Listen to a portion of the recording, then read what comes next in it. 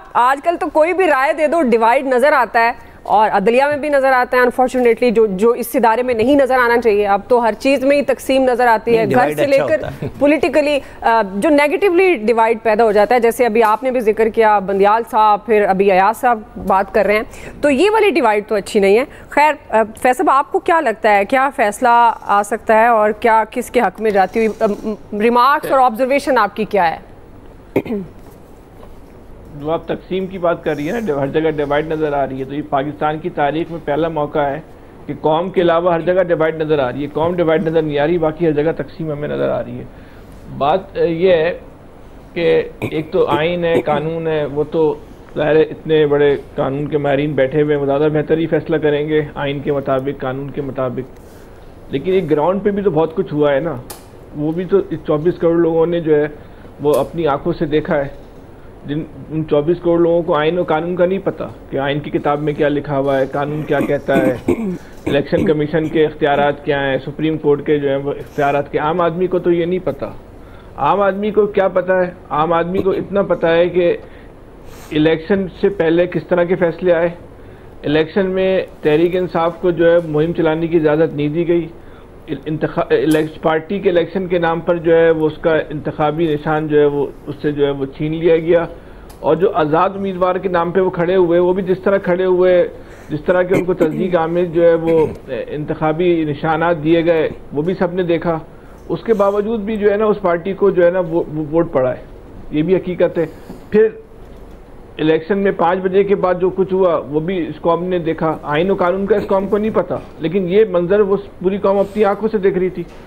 اب supreme court جو ہے کیونکہ آئین و قانون کے مطابق فیصلہ کرے گی، ظاہر عام آدمی کو تو آئین و قانون کا نہیں پتا ہے تو کر لیں وہ آئین و قانون کے مطابق. لیکن جو قوم نے اپنی آنکھوں سے دیکھا اب وہ پتہ نہیں آئین کے مطابق تھا یا قانون کے مطابق تھا، وہ تو بہرحال ایک زمینی حقیقت ہے. وہ جو ہے وہ پاکستان کی سیاسی تاریخ کا جو ہے وہ ایک باب بن چکا ہے.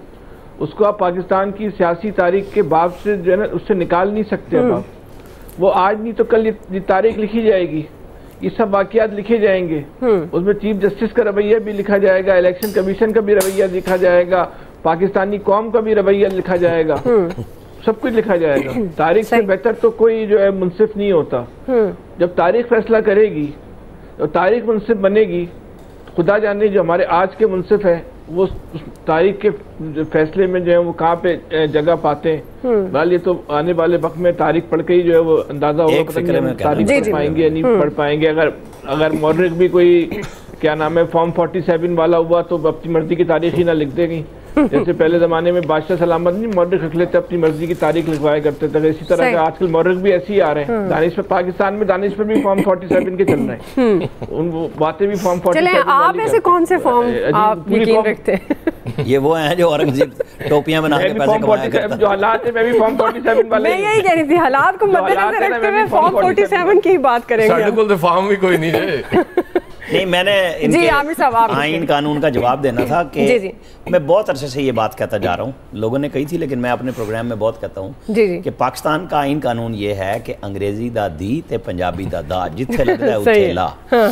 یہ کوئی ہو رہا ہے دسو. نوید صاحب تو یہ ہے نا بس تشریح کر دیں الیکشن کمیشن کی طرح. اچھا دعا دیکھیں جو ریمارکس آئے ہیں آج ہی فیصلہ سنا دیں یار، وہ ڈیوائیڈ اینڈ رول ہونے دیں. اچھا دیکھیں دعا، یہ کہا جا رہا ہے کہ یہ اس پہ اتفاق تھا کہ یہ سیٹیں، یہ مخصوص سیٹیں جو ہیں یہ خالی نہیں چھوڑی جا سکتی تھیں، کسی کو دینی تھیں، لہٰذا ان کو دے دی گئیں جنہوں نے وہ سیٹیں نہیں جیتی جن کی بیسس پہ ان کو وہ ملی. کیا پیپلز پارٹی نے یہ سیٹیں جیتی تھیں جس کی بنیاد پہ یہ مخصوص نشستیں ان میں مال غنیمت کی طرح بانٹ دی گئیں؟ کیا پی ایم ایل این نے یہ سیٹیں جیتی تھیں جس کی بنیاد پہ مال غنیمت انہوں نے اکٹھا کر لیا؟ کیا ایم کیو ایم نے جیتی تھیں؟ جنہوں نے جیتی تھیں سب کو پتا ہے، یہ پاکستان کے کروڑوں عوام کو پتا ہے جنہوں نے ووٹ ڈالا ہے. یعنی پی ٹی آئی کے لوگوں کو یہ نشستیں پی ٹی آئی کے لوگوں نے جیتی اور ان کو جو ہے وہ مخصوص نشستوں سے محروم کر دیا گیا. جمہوریت کی بنیاد جو ہوتی ہے دعا وہ الیکشن کے اوپر ہوتی ہے، فری اینڈ فیئر الیکشن جس میں عوام اپنے نمائندے منتخب کریں. یہاں پہ ایک تو جیسے فیصل نے کہا جتنا فری اینڈ فیئر ہوا یہ بھی کہا جاتا ہے کہ جی پاکستان میں کون سا الیکشن فری اینڈ فیئر ہوا تھا. نو ڈاؤٹ کوئی الیکشن پاکستان میں آج سے پہلے جو 12-13 الیکشن ہو چکے ہیں ان میں سے کوئی الیکشن فری اینڈ فیئر نہیں ہوا, لیکن اس الیکشن میں جتنی ریگنگ بریزن اور بلیٹنٹ اس الیکشن میں تھی, میرے خیال میں پاکستان کے کسی الیکشن میں اتنی بلیٹنٹ اور بریزن جو ہے وہ ریگنگ نہیں ہوئی. اگر ہوئی ہوتی تو امریکن کانگریس جو ہے یو ایس کانگریس اٹھا کے ریزولوشن پاس نہ کرتی. اگر ہوئی ہوتی تو پھر یو این کا رائٹ کمیشن جو ہے وہ جو پی ٹی آئی کے ساتھ اور عمران خان کے ساتھ ہوا وہ اس کے اوپر بات نہ کرتا. یہاں پہ بات آ رہی ہے ٹیکنیکلٹیز کے اوپر. اب دیکھیں تھرو آؤٹ پروسیڈنگ, آپ یہ ساری پروسیڈنگ اٹھا کے دیکھ لیں, اس پروسیڈنگ میں ایک بات تو جو ہے وہ متفق ہے کہ جی الیکشن کمیشن نے سپریم کورٹ کے فیصلے کی غلط انٹرپریٹیشن کی, غلط تشریح کی, جس کی بنیاد پہ پی ٹی آئی سے بیٹ لے لیا گیا, اس کو ایز اے پارٹی جو ہے وہ الیکشن نہیں لڑنے دیا گیا. یہ کہا گیا کہ جی سلمان اکرم راجہ صاحب جو ہے وہ جی سوری نہیں میں کیا بتا رہا تھا رانا صاحب کو کہ قاضی صاحب نے بھی کہا تھا کہ اگر انہوں نے غلط وہ انٹرپریٹیشن کی تو ہمارا کیا قصور ہے. انہوں نے یہ تب کہا جب 2-3 ججز نے کہا کہ غلط تشریح ہوئی ہے, تو اس وقت یہ بات کہی گئی کہ ان کے وکلاء نے چیلنج کیوں نہیں کیا. اگر نہیں کیا تو اس میں کسی کا کیا قصور ہے. اچھا, تو یہ بات یہ آ رہی ہے کہ سلمان اکرم راجہ صاحب جو ہے وہ سپریم کورٹ سے کہیں کہ جی وہ سو موٹو ایکشن لے, اور supreme election commission of Pakistan نے جو غلط تشریح کی ہے اس کو انڈو کیا جائے. اچھا, دوسری طرف یہ بھی پی ٹی آئی گئی لاہور ہائی کورٹ میں گئی, پی ٹی آئی گئی پشاور ہائی کورٹ میں گئی, پی ٹی آئی کا فیصلہ, پی ٹی آئی کی درخواست نہیں مانی گئی, P T I supreme court میں آئی اور انہوں نے وہاں سے رجسٹرار نے تکنیکی بنیاد پہ ان کی جو ہے وہ اس کو خارج کر دیا گیا. اب یہاں پہ آپ تھرو آؤٹ پروسیڈنگ دیکھیں جو پاکستان کے